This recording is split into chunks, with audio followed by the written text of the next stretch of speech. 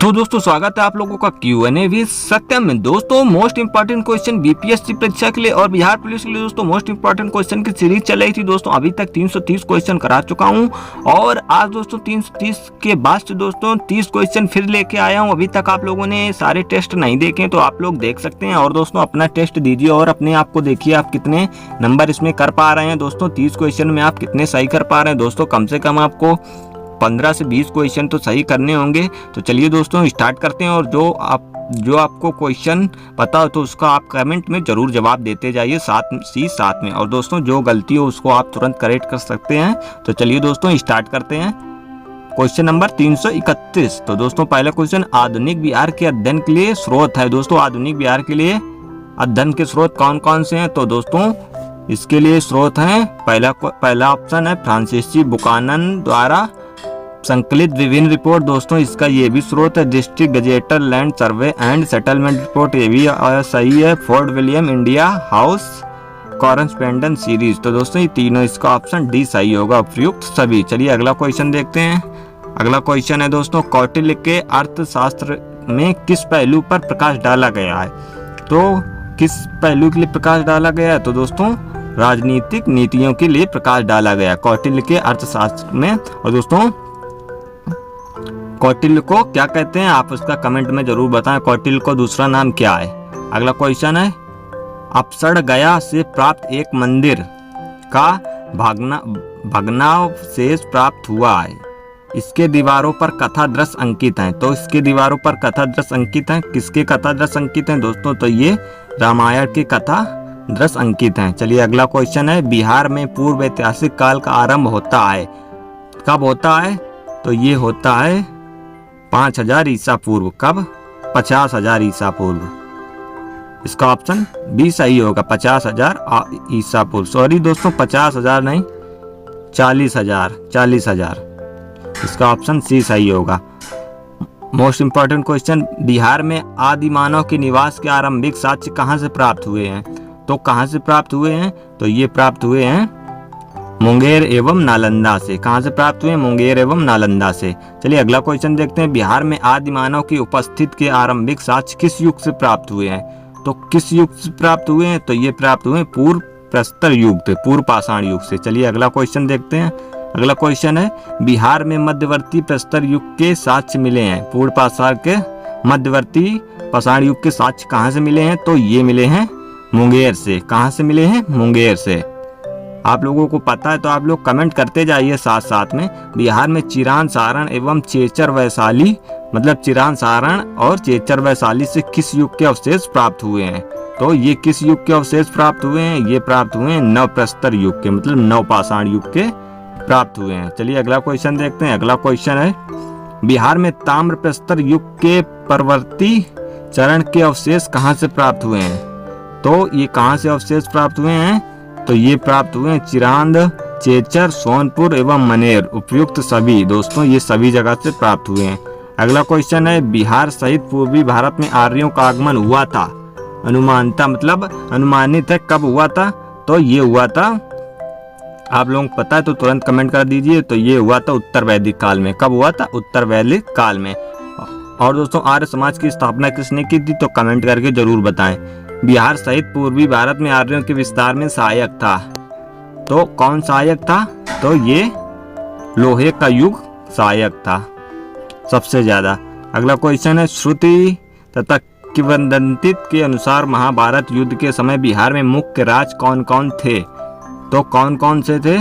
श्रुति तथा किंवदंती के अनुसार तो ये थे अंग एवं लिच्छवी। कौन से थे? अंग एवं लिच्छवी, यानी कि इसका ऑप्शन भी सही होगा। तो चलिए अगला क्वेश्चन देखते हैं। अगला क्वेश्चन दोस्तों, अंग एवं लिच्छवी, इसका ऑप्शन मगध तथा विदेह और अंग एवं लिच्छवी, मतलब ये चारों सही थे। मतलब इसका ऑप्शन कौन सा सही होगा? सी सही होगा, ए और बी दोनों। चलिए अगला क्वेश्चन देखते हैं। अगला क्वेश्चन है, वेद के किस ग्रंथ में बिहार के विदेह राज्य में आर्यों के आगमन तथा निवास साक्ष्य विवरण मिलता है? तो किस विदेह में मिलता है? तो इसका ऑप्शन ये सही होगा, सत ब्राह्मण में इसका निवास आगमन का विवरण मिलता है। चलिए अगला क्वेश्चन देखते हैं। अगला क्वेश्चन है, बिहार का कौन सा प्राचीन राज्य आरंभ में बहुत दिनों तक आर्यावर्त के बाहर था तथा अनार्य जाति के लोगों का आवास स्थल रहा था। तो ये कौन सा है? तो इसका ऑप्शन सी सही होगा, मगध राज्य था। मोस्ट इंपॉर्टेंट क्वेश्चन 45, बिहार में उपनिषद काल में ब्राह्मण धर्म तथा ज्ञान का महान केंद्र था। तो कौन सा महान केंद्र था? तो ये था विधेय। कौन सा केंद्र था? महान केंद्र विधेय। बिहार के लिए मोस्ट इंपॉर्टेंट क्वेश्चन है, आप चाहे बिहार पीपीएससी टीचर की वैकेंसी दे रहे हो या बिहार पुलिस के लिए दे रहे हो, वैसे भी मोस्ट इंपॉर्टेंट है। अथर्ववेद में वात प्रत्य शब्द का किस राज्य के लिए प्रयोग किया गया? लोगों के लिए किया गया था। तो इसका ऑप्शन कौन सा सही होगा? ये मगध राज्य। कौन सा? मगध राज्य। दोस्तों मगध दो जगह है तो दोनों सही है, इसका बी और सी। चलिए अगला क्वेश्चन है, आप लोगों के दोस्तों में 5 ऑप्शन आएंगे, एक ऑप्शन आएगा इनमें से कोई नहीं, यहाँ पर ये ऑप्शन होगा इनमें से कोई नहीं। तो उसको दोस्तों आप इनमें से कोई नहीं लेके चलिए अगला क्वेश्चन है, बिहार का कौन सा राज्य उत्तर वैदिक काल का एक महत्वपूर्ण राज्य था?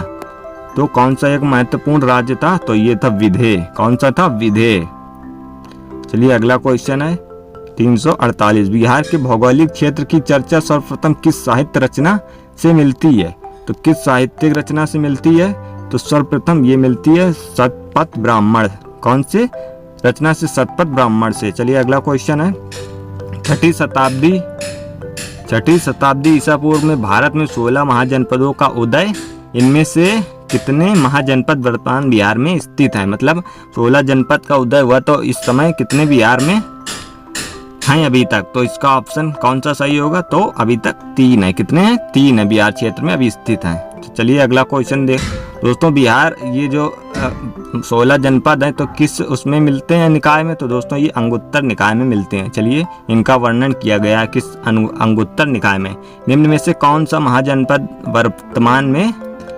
वर्तमान के क्षेत्र में स्थित नहीं था? तो कौन सा क्षेत्र के स्थित नहीं था? तो इसका ऑप्शन कौन सा सही होगा? तो इसका वत्स। कौन सा क्षेत्र? वत्स। चलिए अगला क्वेश्चन देखते हैं। अगला क्वेश्चन है, बिहार के किन क्षेत्रों में अंग महाजनपद स्थित था? तो बिहार के किस क्षेत्र में अंग महाजनपद स्थित था? तो ये स्थित था, किसमें स्थित था?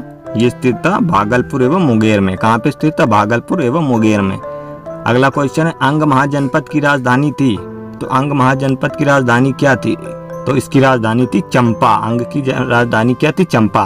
ये क्वेश्चन काफी इंपॉर्टेंट है क्योंकि ये क्वेश्चन बार बार परीक्षा में पूछा जाता है। तो चलिए अगला क्वेश्चन देखते हैं। अगला क्वेश्चन है, बिहार के पटना तथा गया का जिला किस महाजनपद में सम्मिलित था? तो किस महाजनपद में सम्मिलित था? तो ये था मगध। किस जिले में? मगध महाजनपद में। चलिए अगला क्वेश्चन है, मगध महाजनपद की राजधानी क्या थी? तो ये इसकी राजधानी क्या थी?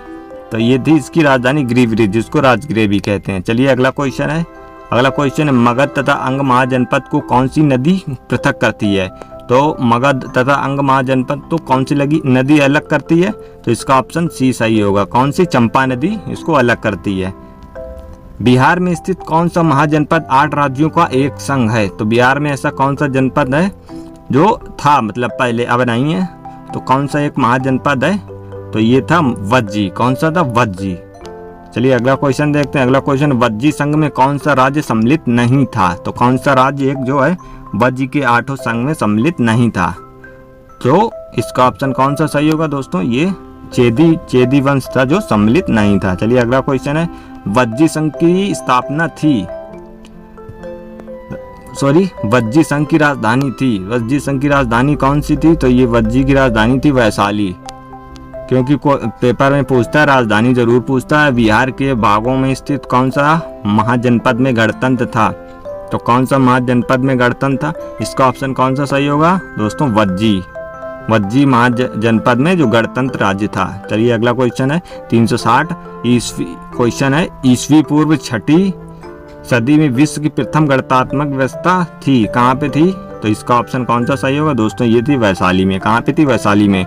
दोस्तों ये 30 क्वेश्चन मोस्ट इंपॉर्टेंट थे जो आप लोगों ने किए होंगे। दोस्तों आप लोग जरूर कमेंट में बताएं आप लोगों ने 30 में कितने क्वेश्चन सही किए हैं। दोस्तों बौद्ध धर्म की वीडियो दोनों आ चुकी हैं, मोस्ट 50 क्वेश्चन इंपॉर्टेंट। आप लोगों ने नहीं देखे तो आप लोग जाके देख सकते हैं। और दोस्तों भारतीय राष्ट्रीय आंदोलन का भी वीडियो आ चुका है, एक वीडियो में सारे राष्ट्रीय आंदोलन खत्म हुए हैं, तो आप लोग जाके देख सकते हैं। चलो दोस्तों, अगर आप लोग कमेंट करके बताएं आप लोगों ने कितने क्वेश्चन 30 में सही किए हैं तो जरूर कमेंट करें। तो मिलते हैं किसी नए वीडियो में। जय हिंद, वंदे मातरम।